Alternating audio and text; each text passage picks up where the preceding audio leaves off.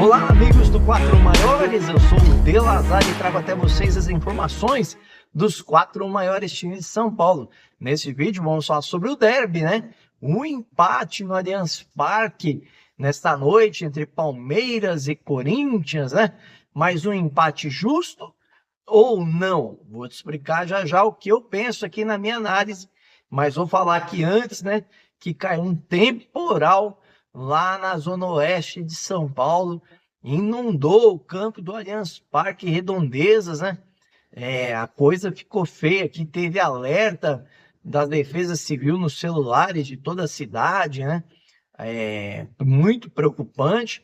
E foi ali meia hora de chuva, uma hora de chuva suficiente para encher tudo de água no Allianz Parque. E o torcedor que foi ao Allianz Parque, né, teve um pouco de dificuldade de chegar lá. Aliás, 32.029 torcedores estiveram no Allianz Parque, uma renda de R$ 2.711.706,50. Um bom público, né, uma vez que só tinha 70% da capacidade do Allianz Parque, como eu havia trazido a informação aqui anteriormente, devido ao show que vai ter aí no fim de semana. O Allianz Parque teve que ter a sua capacidade reduzida nessa partida, né? Agora, falando do jogo, o jogo de um time só praticamente, né? Porque o Corinthians fez muito se defender, né? Durante quase toda a partida, e o Palmeiras pressionou, né, o Abel Ferreira, que não vinha usando o sistema com 3 zagueiros, resolveu adotar os 3 zagueiros hoje, colocou o Naves ali ao lado do Murilo e do Gustavo Gomes, e usou o Piquerez, né, como um ala, e usou o Mike como um ala também do lado direito. Então já dá para ver que quando ele quer usar esse esquema, ele põe o Mike e o Piquerez. Quando ele quer usar 2 zagueiros somente, ele põe o Aderlan ou o Piquerez também, mas do lado direito ele costuma pôr o Marcos Rocha, né? Lá na frente ele abriu mão do 9, né, colocando o Facundo na frente, ao lado do Estevão, e eu acho que isso não resolveu muito, né? Apesar do Palmeiras ter uma dinâmica do jogo, ter mais chances, o Facundo não foi tão bem na partida, né? Quem anda muito bem é o Maurício, né? Vem muito bem nas finalizações, o Veiga vem se encontrando ali com ele no time, né? Parece que começam a se entender, né? O Corinthians entrou com o seu time ali praticamente titular, exceção do Martinez.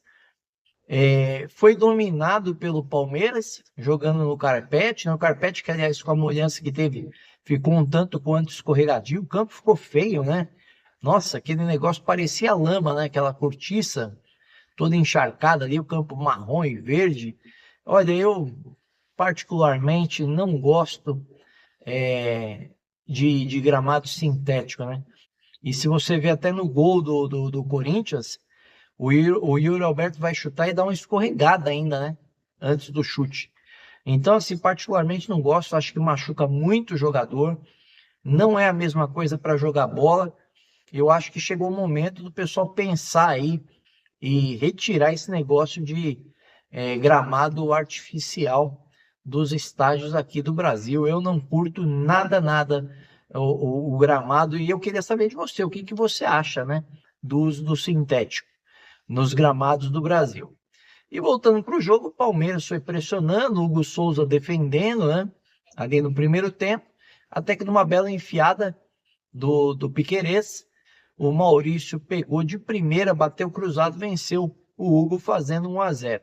O Palmeiras continuaria pressionando e continuaria com um toque de bola, controlando a partida até uma bobeira no meio-campo.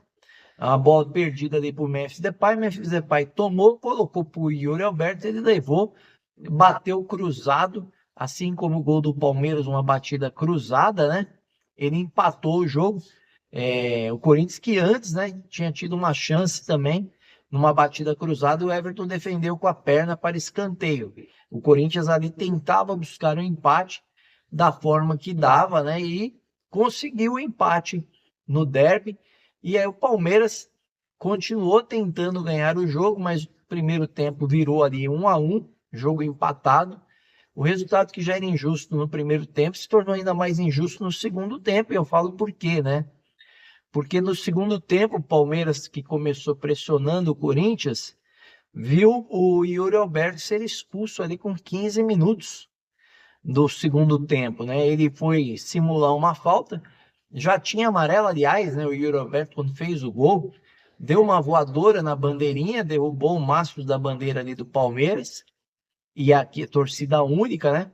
O banco do Palmeiras ficou ali meio revoltado na hora, os jogadores do Corinthians meio que protegeram o Yuri Alberto, e segue essa polêmica, né? De comemorar, chutando a bandeirinha onde está a bandeira do time. E aí tomou um amarelo de bobeira, né? E aí quando ele simulou uma falta no segundo tempo, tomou o segundo amarelo e foi expulso justamente o Yuri Alberto, né? Diga-se de passagem. Então, o Yuri Alberto, que empatou o jogo, ele quase pôs tudo a perder, né? Por que quase pôs tudo a perder? Porque o Palmeiras começou a impedir chances, né? Chute de fora da área raspando, chute de longe para o Hugo defender, avançadas do Estevão, e o Corinthians jogando todo atrás na base do chutão e tentando um contra-ataque. No único lance de contra-ataque que o Corinthians tentou, tinha 5 jogadores do Palmeiras marcando um do Corinthians e tomou a bola. Então, assim, ficou muito difícil o Corinthians jogar, né? Num gramado que já não é ideal, que é o sintético, com um homem a menos. Então o Yuri Alberto faltou sabedoria, uma expulsão tola, né? Os dois lances, expulsão tola. Alguém precisa conversar com o Yuri Alberto, porque ele sabia que ele ia ganhar o amarelo chutando a bandeirinha do Palmeiras lá no escanteio, porque já virou prática, né? Os árbitros dão amarelo assim, só não dão quando é o jogador do próprio time, né? Eu já cansei de ver o Veiga chutar a bandeirinha do Palmeiras no Allianz Parque e não tomou cartão amarelo, né? Então, assim, precisa entender esse cartão amarelo é o peso, né? Chutar a bandeirinha vai dar cartão, independente do ser do time ou não ser, isso precisa ser convencionado aí, para que ninguém seja punido injustamente, né? Ou pune todo mundo ou não pune ninguém. Independente de quem chutou, se é do próprio time, se é do outro time, Veiga, Luciano, né? Que gosta de fazer isso também. Agora o Yuri Alberto. É bom convencionar e resolver o que pode e o que não pode, né? E orientar, porque ele de bobeira sabia que ia tomar amarelo, fez aquilo, simulou, gente, e não era nem dentro da área, simulou no meio campo. Um lance bizarro infantil do Yuri Alberto. E o Palmeiras foi tentando e o Corinthians se defendeu como deu. O Palmeiras teve um lance que pediu pênalti numa bola que bateu no André Ramalho, a bola bate na perna dele, pega no braço. Isso nós sabemos que não é pênalti. Já faz tempo que isso foi convencionado e não é pênalti, então não tem o que reclamar. Até que numa jogada individual do Estevão, né? Ele fintou 1-2 ali no terceiro, o jogador do Corinthians tentou pegar a bola, acabou deixando a perna, o Estevão deu aquela valorizada também, mas recebeu a falta. Pênalti, claro, bem marcado. Então, assim, não tenho que se reclamar desse pênalti também. Na batida, o Estevão bateu forte. O Hugo Souza, catador de pênalti que é, né? Do lado direito dele, pulou e defendeu. E preservando 1-1 ali, dando empate ao Corinthians, né? Então aí o Corinthians teve um herói, foi o Hugo Souza, que aliás salvou novamente, ele que já havia salvado lá em Novo Horizonte, pegando um pênalti. Pegou novamente, então o Hugo Souza se mostrando um exímio pegador de pênaltis, né? Parabéns para o Hugo Souza, que deu um ponto ao Corinthians, né? O Corinthians, com esse ponto, está no grupo A, chega a 19 pontos em 8 jogos. O Mirassol tem 15 em segundo, com 7 jogos. Inter de Limeira tem 5 com 6 jogos.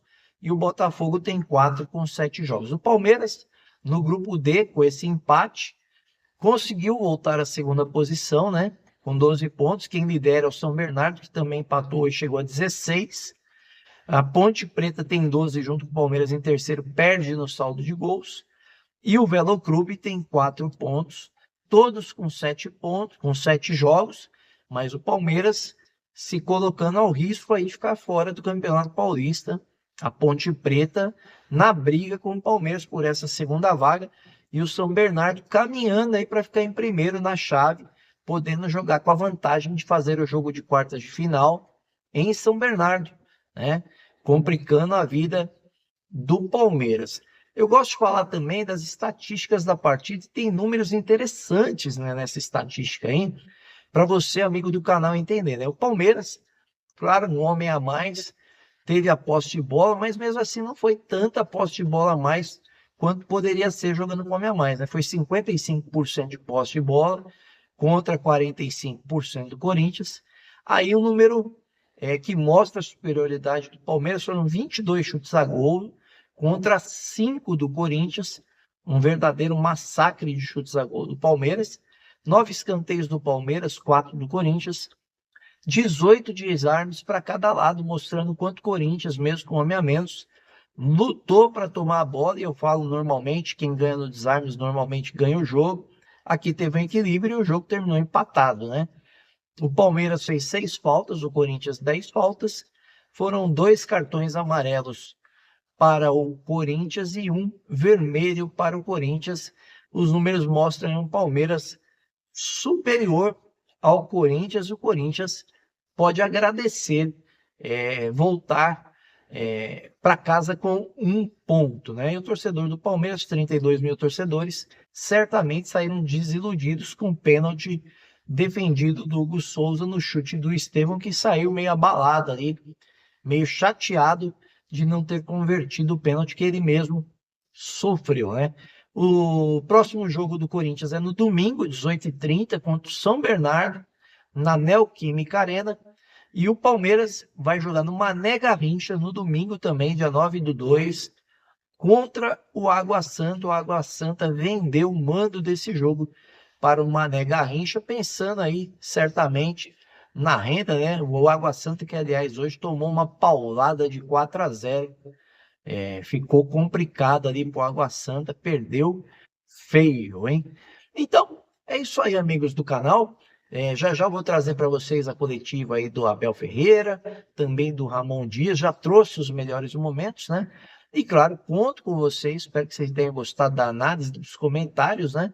Vamos ver qual Palmeiras será levado a Brasília, né? Certamente o reserva, o Abel deve poupar a galera aqui, levar um time reserva para lá. E o Corinthians também deve enfrentar um São Bernardo aí com um time misto na Neoquímica Arena, tá bom? É isso aí, pessoal. Se gostaram, deixa aquele like maroto como diz meu vídeo, se inscreva no canal, acione o sininho de notificações. Gostou demais da conta? Claro, compartilhe com os amigos e com a família. Valeu!